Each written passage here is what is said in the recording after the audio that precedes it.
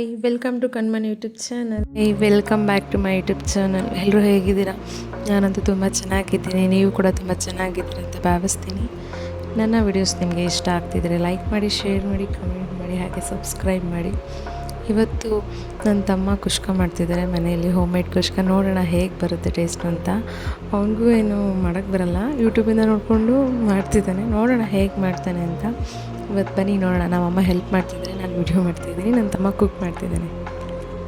ಮೊದಲನೇದಾಗಿ ಟೊಮೆಟೊ, ಈರುಳ್ಳಿ, ಮೆಣಸಿನ್ಕಾಯಿ ಎಲ್ಲ ಚಾಪ್ ಮಾಡಿ ಇಟ್ಕೊಂಡಿದ್ದಾನೆ. ಹಾಗೆ ಕೊತ್ತಂಬರಿ ಸೊಪ್ಪು, ಪುದೀನ ಎಲ್ಲ ಚಾಪ್ ಮಾಡಿ ಇಟ್ಕೊಂಡಿದ್ದಾನೆ.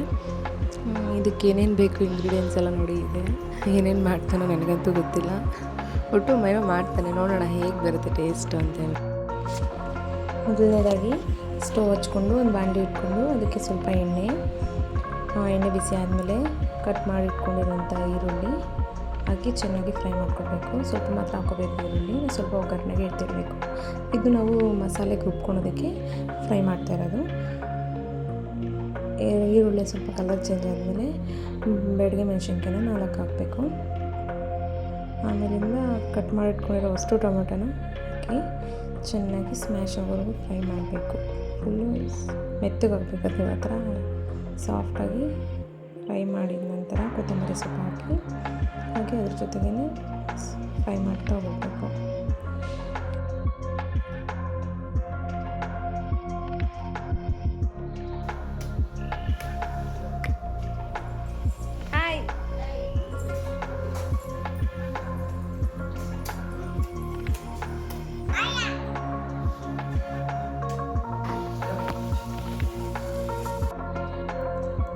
ಟೊಮೆಟೊ ಈರುಳ್ಳಿ ಎಲ್ಲ ಚೆನ್ನಾಗಿ ಬೆಂದಾದಮೇಲೆ ಅದನ್ನು ತಣ್ಣಗಾಗೋದಕ್ಕೆ ಬಿಡಬೇಕು.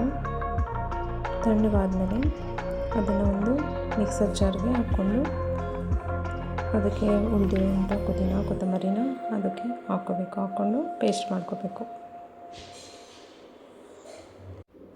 ಈಗ ಸ್ಟವ್ ಮೇಲೆ ಒಂದು ಕುಕ್ಕರ್ ಇಟ್ಕೊಂಡು ಆ ಕುಕ್ಕರ್ಗೆ ಸ್ವಲ್ಪ ಎಣ್ಣೆ ಹಾಕ್ಕೋಬೇಕು. ಎಣ್ಣೆ ಸ್ವಲ್ಪ ಕಾದ ನಂತರ ಪಲಾವ್ ಎಲೆ, ಹಾಗೆ ಏಲಕ್ಕಿ, ಮರಾಠಿ ಮೊಗ್ಗು, ಹಾಗೆ ಪಲಾವ್ ಐಟಮ್ಸ್ ಏನೇನಿರುತ್ತೋ ಅದನ್ನೆಲ್ಲ ಆ್ಯಡ್ ಮಾಡಿಕೊಂಡು ಫ್ರೈ ಮಾಡ್ಕೊಳ್ಬೇಕು. ಆಮೇಲೆ ಕಟ್ ಮಾಡಿ ಇಟ್ಕೊಂಡಿರೋಂಥ ಈರುಳ್ಳಿ, ಹಸಿಮೆಣ್ಸಿನ್ಕಾಯಿ ನಿಮಗೆ ಎಷ್ಟು ಬೇಕೋ ಅಷ್ಟು ಹಾಕ್ಕೊಳ್ಳಿ. ಯಾಕಂದರೆ ನಾವು ಆಲ್ರೆಡಿ ಮೆಣಸಿನ್ಕಾಯಿನ ಹಾಕಿರ್ತೀವಿ. ಖಾರದ ಪುಡಿ ಬೇಕಂದರೆ ನೀವು ಹಾಕ್ಕೊಬೋದು.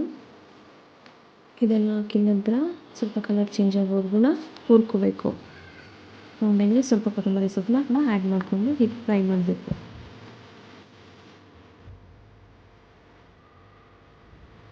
ಹಾಗೆ ಸ್ವಲ್ಪ ಅರಿಶಿನ ಕೂಡ ಆ್ಯಡ್ ಮಾಡಿಕೊಂಡು ಫ್ರೈ ಮಾಡ್ಕೋಬೇಕು. ಹಾಗೆ ಸ್ವಲ್ಪ ಬಿರಿಯಾನಿ ಪೌಡರ್ ಕೂಡ ಹಾಕಿದೆ, ಇದೆಲ್ಲ ಇದಕ್ಕೆ ಯಾವ್ದು ಹಾಕಿರೋದು. ಹಾಗೆ ಚಕ್ಕೆ, ಲವಂಗ ಏನೇನೋ ಪುಡಿ ಮಾಡಿ ಇಟ್ಟಿದ್ದಾರಮ್ಮ, ಅದನ್ನು ಕೂಡ ಆ್ಯಡ್ ಮಾಡಿದ್ದಾರೆ. ಸ್ವಲ್ಪ ಗರಂ ಮಸಾಲೆ, ಹಾಗೆ ಏನೇನು ಸ್ಪೈಸಸ್ ಇದೆ ಅದನ್ನೆಲ್ಲ ಹಾಕ್ಕೋಬೋದು. ಗರಂ ಮಸಾಲೆ ಹಾಕಿದ್ದಾನೆ, ಮತ್ತು ಪೇಸ್ಟ್ ಮಾಡಿ ಇಟ್ಕೊಂಡಿದ್ದಂಥ ಇದನ್ನು ಕೂಡ ಹಾಕಿದ್ದಾನೆ. ಆವಾಗ ಟೊಮೆಟೊ ಈರುಳ್ಳಿ ಎಲ್ಲ ಪೇಸ್ಟ್ ಮಾಡಿ ಇಟ್ಕೊಂಡಿದ್ದೆಲ್ಲ ಖಾರ, ಅದನ್ನು ಕೂಡ ಹಾಕಿ ಚೆನ್ನಾಗಿ ಫ್ರೈ ಮಾಡ್ಕೋಬೇಕು. ಎಣ್ಣೆಗೆ ನೀರು ಹಾಕೋಕ್ಕಿಂತ ಮುಂಚೆ ಚೆನ್ನಾಗಿ ಫ್ರೈ ಮಾಡ್ಕೋಬೇಕು.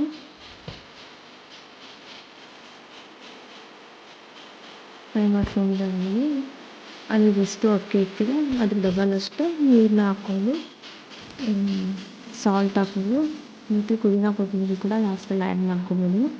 ಇದು ನನ್ನ ರೆಸಿಪಿ ಅಲ್ಲ, ಅವ್ನ ರೆಸಿಪಿ. ನಾನು ಹೆಂಗೆ ಮಾಡ್ತೀನೋ ಹಾಗೆ ನಿಮ್ಗೆ ಹೇಳ್ತಾ ಇದ್ದೀನಿ. ಹಾಕೊಂಡಾದ್ಮೇಲೆ ಹಾಕಿ ನೆನೆಸಿಟ್ಕೋಬೇಕು. ನಾವು ರೇಷನ್ ಅಕ್ಕಿ ಹಾಕಿರೋದ್ರಿಂದ ನೆನೆಸಿಟ್ಕೊಂಡಿದ್ದೀನಿ. ಹಾಗಾಗಿ ಹಾಗೆ ಅಕ್ಕಿನ ಹುರಿದ್ಬಿಟ್ಟು ಬಿರಿಯಾನಿ ಪಾತ್ರೆ ಎಷ್ಟು ಕಡಿಮೆ ಮಾಡ್ಕೊಂಡು ಆದಮೇಲೆ ಕುಕ್ಕರ್ನ ಮುಚ್ಚಿಬಿಟ್ಟು 2 ವಿಷಲ್ ಹಾಕಿಸಿದ್ರೆ ಕುಷ್ಕ ರೆಡಿ.